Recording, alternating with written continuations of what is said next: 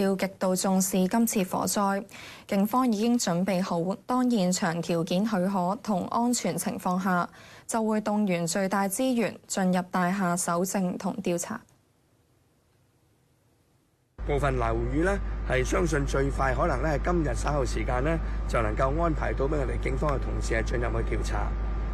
整個嘅調查時間呢，預計可能要去到3至4個星期嘅。我哋警方將會同消防處緊密合作，繼續咧係組成專班進行一個嘅聯合嘅調查。我哋預計呢個搜查行動同埋搜證嘅工作係會有一定嘅挑戰，因為根據消防同事所提供嘅資料，現場有部分嘅範圍溫度仍然係超過攝氏200度，我哋需要等到降溫之後先至能夠進場。加上喺火災之後，大廈裏邊嘅環境係惡劣，唔少物品亦都倒塌，導致咗搜索嘅空間係非常之狹窄。為咗讓受影響嘅市民可以盡快回到住所，我哋會分階段解封各棟涉事嘅大廈，即係每完成一棟大廈嘅搜證之後，我哋立刻解封呢座大廈，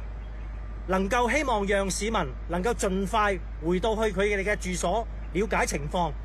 以及做善後嘅工作。對於行動冇用水彈或者係直升機救火，消防處處長楊恩健解釋，若果使用直升機，反而會加劇火勢。樓宇嘅上空投擲水彈，啲水係唔會係不會係會落入個火場裏邊，只會淋咗去一個大廈嘅外圍，同個滅火行動係冇直接關係。第二，我哋要考慮嘅就係直升機駛近樓宇嘅時候咧，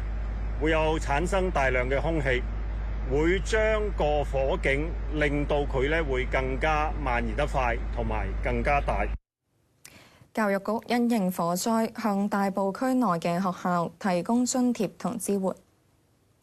教育局將會向大埔區每間中小學，包括特殊學校同幼稚園，分別發放10萬蚊同5萬蚊特別事故支援津貼。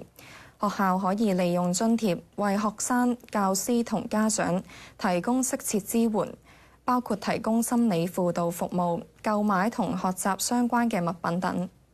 另外，香港賽馬會亦都會透過緊急援助基金，由學校協助向每個受影響學生提供5000蚊，應對即時嘅學習需要。教育局教育心理學家同分區學校發展組人員，亦都會繼續同學校保持緊密聯繫，並提供所需協助。